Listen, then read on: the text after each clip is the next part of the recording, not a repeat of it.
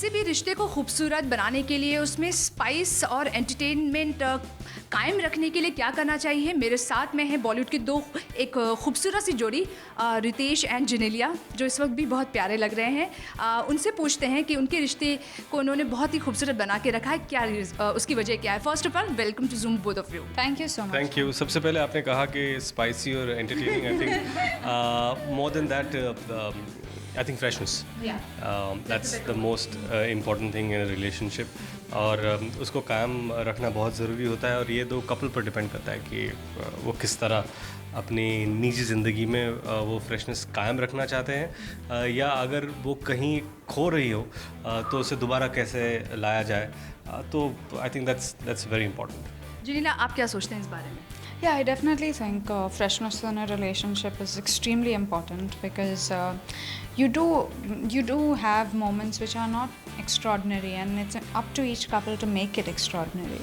Okay और इस brand के बारे में आप क्या सोचते हैं जो एक रिलेशनशिप को खूबसूरत बनाने में मदद कर रहा है, एक एम्बियंस अच्छा क्रिएट करने में हेल्प कर रहा है, और जब ये लोग आपके पास आए तो व्हाट्स मेक यू कि यार इंटरेस्टिंग ये करना चाहिए?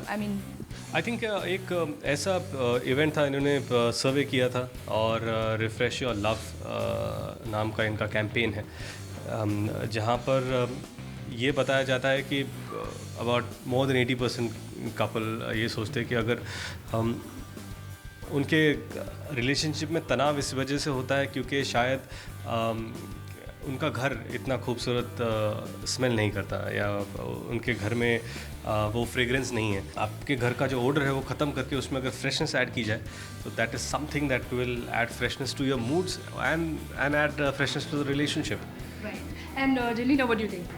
Yeah, I agree. I think most of the time you spend, time at home or in your car while traveling, and if these two are not fresh and not fragrant, it does reflect on your mood, and it does waver according to how your surroundings are. So it's very important that freshness is maintained in your home, in your car, wherever you spend maximum amount of time. Okay, last time Genelia के लिए जैसे थोड़ी देर पहले भी press conference में बात हो रही थी कि क्या स्पेशल किया, तो जेनेलिया ने कैसे नो इतना खास है कि बताना शेयर नहीं करना है। फिर भी लास्ट टाइम ऐसी कोई इंटरेस्टिंग चीज़ मैंने सुना है कि न्यू ईयर के टाइम पे आप लोग कॉफ़ी शॉप में चले गए थे एंड यू स्पेंड टाइम दे, तो वो आप लोग के लिए ब्यूटीफुल और बहुत ही खूबसूरत मोमेंट था। तो ऐसे ही कुछ लास्ट टाइम क्या हुआ इंटरेस्टिंग जो आपने जेनेलिया के लिए किया? नहीं, आई थिंक इंटरेस्टिंग चीज़ें ऐसे नहीं होती। आई थिंक कभी कभी छोटी सी चीज़ होती है जो एक्साइटमेंट करती है। बहुत ज़्यादा और बहुत बड़ा करना यानी बहुत अच्छा करना ऐसा नहीं होता। मुझे लगता है कि कभी कभी अचानक आप डिसाइड करते हो चलो थिएटर चल के जाते हैं, और पता नहीं कौन सी फिल्म देखने वाले हैं, लेकिन जाकर वहीं पर जाकर कोई टिकट खरीदते और जाकर फिल्म देखते साथ में। I think that itself is out of the ordinary, और आप लोग एंजॉय कर सकते। सो इट जस्ट मुझे लगता है कि कोई भी चीज़ अगर आप रिलेशनशिप में विदाउट प्लानिंग करते हो तो वो एक्साइटमेंट लाती है। रितेश, आपसे मेरा सवाल है कि इस बार शाहरुख खान आपके काम से बहुत खुश हैं एंड आपने उनके घर को बहुत ही खूबसूरत बना दिया है, तो टेल अस योर एक्सपीरियंस जो आपने उनके घर को ऑफिस को डिज़ाइन किया है। I think I am an actor, और एज एन आर्किटेक्ट जो मैं काम करता हूँ मैं उसके बारे में कम बात करता हूँ। And yes, it was a pleasure working with him and for him designing his office. उतना ही बात करूँगा उसके बारे में। ओके, एंड जेनेलिया, आपके जो फैंस है काफ़ी टाइम से वेट कर रहे हैं आपका सिल्वर स्क्रीन पर आने के लिए, तो कब आप सोचते हैं वापस आने के लिए?